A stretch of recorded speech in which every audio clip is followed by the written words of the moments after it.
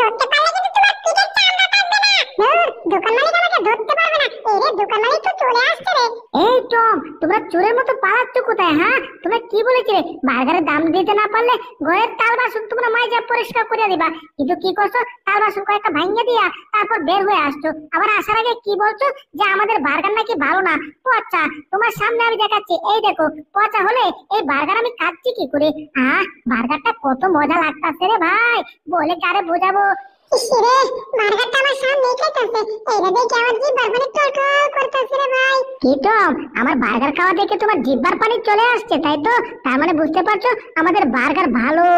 যাক, তোমার মতো কাস্টমার আমাদের দরকার নাই, এখান থেকে দূরে যাও। হ্যাঁ, ওইদিকে খাবারের জন্য টমের অপমান, আর এইদিকে আমার ফেভারিট খাবার পেয়ে গেছি রে ভাই। আমার ফেভারিট খাবারগুলো দেখে আমার জিহ্বার পানি টলটল করছে। ওরে ওরে কত পরে, কত প্যাকেট।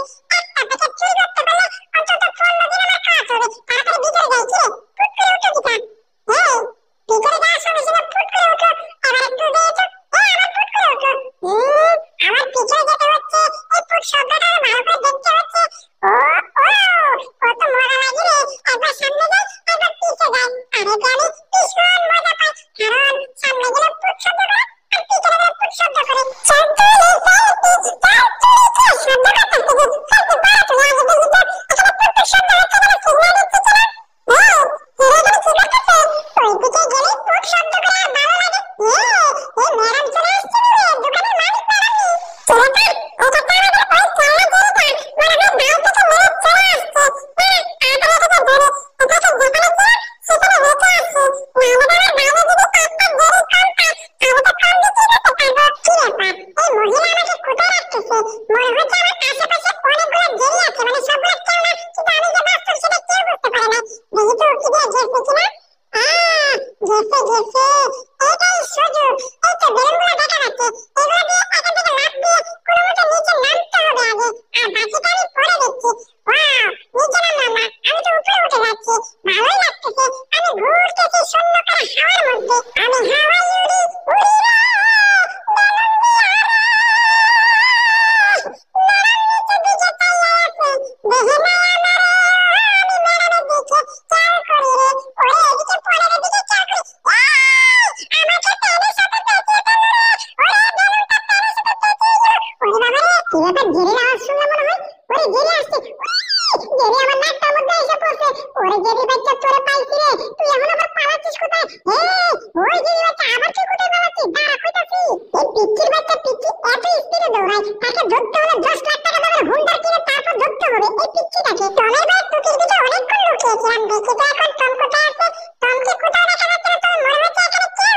হাই হাই, এই মানুষ তুমি কি টুপি কিনছে? সর্বনাশ, বুঝি আমাকে ধরে নিয়ে গেল। আরে এই টুপিটা নড়তেছে কেন? যত ব্যবসা তো কিছুই বুঝতেছি না। মনে হচ্ছে আমি নিজ চুলের উপর এখন বসে আছি।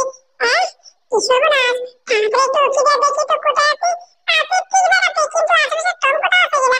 ওরা আছে তো, ওই তো টম মাথা নাড়াতে আছে। কি ব্যাপার, পিছনে মনে হয় কাউকে দেখতে পেলাম নাকি? কি সর্বনাশ, ওই তো জেরি ওই মাথায় চড়ে চলে যাচ্ছে। এই যে টম, তোমার আমাকে ধরতে হবে না, তুমি বরঞ্চ আমার জিহ্বা দেখো, জিহ্বা, বুঝলে?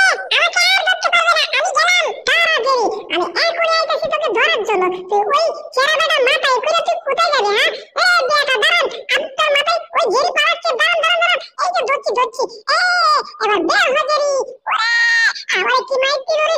ওরে বাবা, আমার পাটায় শট মেরে আমার একেবারে দোকান থেকে বাইর করে দিছে। তাই জেরিকে কি আর এত সহজে ধরা যায় না রে ভাই। জেরিকে দৌড়াতে দৌড়াতে আমি একেবারে গরমে হাঁপিয়ে গেছি। আমার শরীর থেকে এখন ঘাম বের হচ্ছে। কি ব্যাপার, আমার পিছনে মনে হয় আমার সাথে কেউ অ্যাক্টিং করতেছে নাকি? ওরে আমাকে দেখে হাসছে। ওরে পুষ্টি দুধ, তুই আমার অবস্থা দেখে হাসছিস? এই তো তোকে ধরেছি, তোকে ধরার জন্য তো আমার এত কষ্ট হচ্ছিল। এবার তুই আমার কি হচ্ছে আমার সাথে কিছুই তো বুঝতে পারছি না। এটার বিড়ালের মারামারি নষ্ট করে বসাতে পারে, তাই এগুলাকে পিটাইয়া পিটাইয়া ঘর থেকে বের করে যা। বর্ষরা এখান থেকে দূরে গিয়ে মর, আর ঘরের ভিতর আসবি না, ঠিক আছে? শয়তানের দল, তোর দুইটা মিনিট ঘরটাকে নোংরা করে দিচ্ছিস। গা, আজ থেকে ঘর লক করে দিলাম, আর ঢুকতে পারবি না ঘরে। ওরে পাপাই কি লাত্তি দিল রে। ওরে বাবা রে, লাত্তি খেয়ে দেওয়ালে পড়ে মাথাটা ভনভন করে ঘুরে রে। চোখে মোটা মোটা সর্ষে পুরো দেখি। ওরে বাবা, কি মাইতে না খাইলাম। এখানে কি এখানে জেরি? জেরি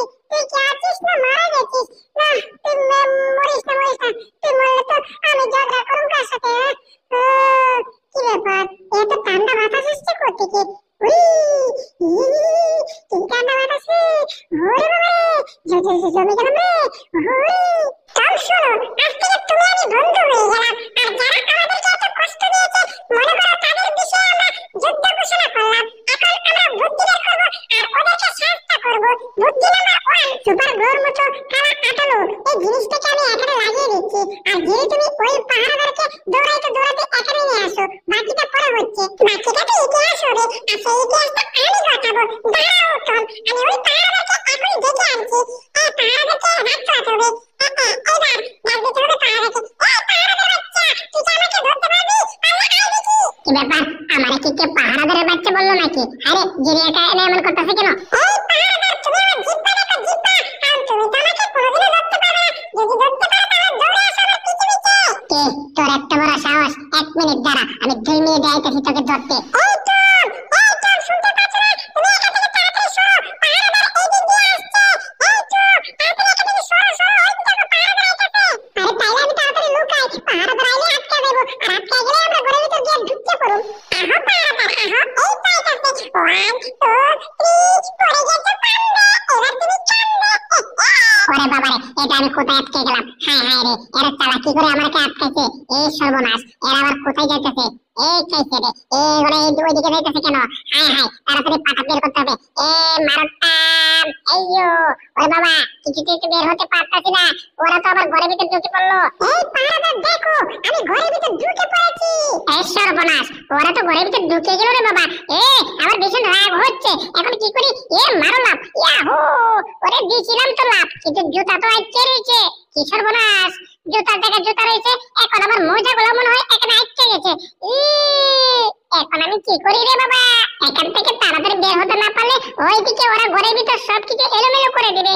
ইস রে, কি করে মাথায় ঠিক মতো বুদ্ধি কাজ করছে না। এদিকে রাগ হচ্ছে। মারো টালা, মারো হিয়ো। ওরে বাবা, মোজা আটকে গেছে। ধর, থাকবো মোজা। ওরে বাবা রে, মোজা খোলার পরে কি ঠান্ডা লাগতেছে রে। জেরি বুঝলে, আমার ভীষণ আনন্দ লাগতেছে।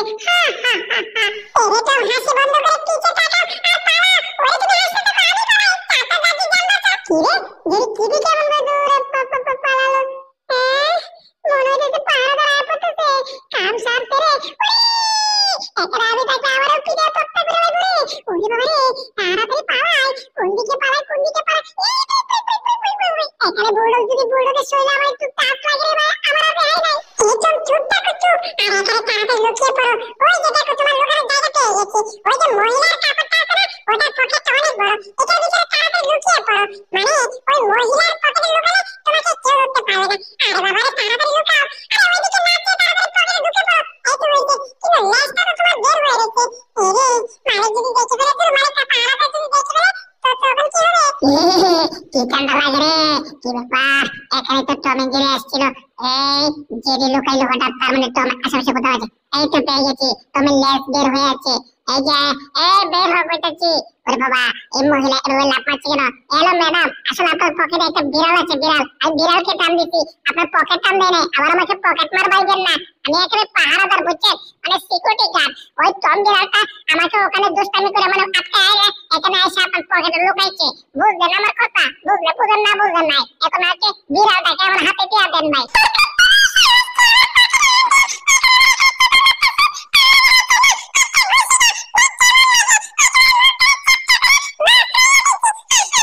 এখন আমি বুঝতেছি না, এই কোটার মুখটা আমি করবোই কি করে, আর এর ভিতরে খাবারগুলো খাবোই কি করে।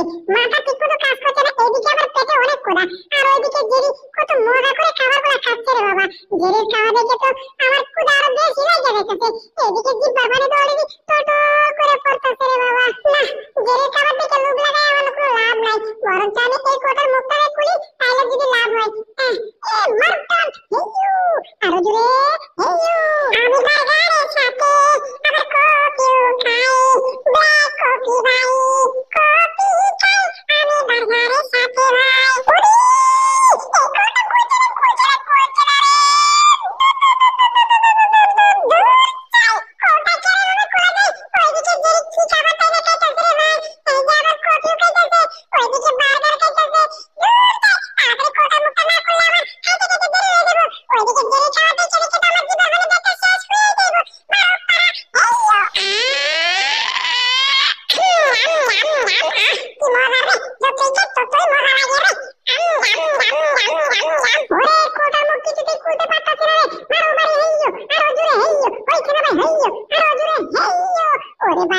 মেজাজটা গরম হয়ে যাচ্ছে, মাথার কোটটা মুখটা কইলা গেছে। ও কি সুন্দর কোথা থেকে গ্রাম বের হচ্ছে রে খাবারে। এই গ্রামে তো আমি একেবারে মুগ্ধ হয়ে গেলাম। কি সুন্দর গ্রাম রে। তোরা দেখ দেখ দেখ রে চাহিয়া, জঙ্গলেতে এত সুন্দর গ্রাম আছে কোন দিক দিয়া। ও তোরা দেখ দেখ দেখ দেখ, তোরা দেখ দেখ দেখ, দেখ দেখ দেখ, তোরা দেখ ওই দিক থেকে খাবারের গান আসছে, সবাই চল গিয়ে হামলা কর।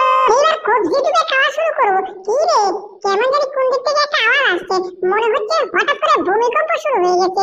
এই মাটি এভাবে কাঁপতাছে কেন, বিষয়টা তো আমি কিছুই বুঝতে পারছি না। ওই বাবা মনে হচ্ছে ভূমিকম্প হচ্ছে, কিন্তু এটা কোন টাইমে ভূমিকম্প হওয়ার, এটা তো ভূমিকম্প আওয়াজ ভালো করে মনে হচ্ছে না। কিন্তু আওয়াজটা তাহলে কিসের রে ভাই? হ্যাঁ হাই হাই রে, এরা এদিকে আসছে কেন? ওরে কাইতে রে কি শুরু করতে কি শুরু করতে। ওরা আমারে খাইবে নাকি তোরা? ওরা আমারে ছাড় রে বাবা। আরে বাইরে আমারে ছাড় তোরা। এই কাউন না খাইবে সময় সময়। ওরে বাবা রে, এই কাউন তো পড়াই খাইছে। আমার 12 দোকানে 70 টাকা তো পড়া, মানে 12 দোকানে 24টা বাড়া ছেড়ে দিছে। আমার অবস্থা আলুর বস্তা হইয়া গেছে রে। আমার খাবার জঙ্গলের প্রাণী খাইয়া গেছে রে। এই কারণে আমি এখন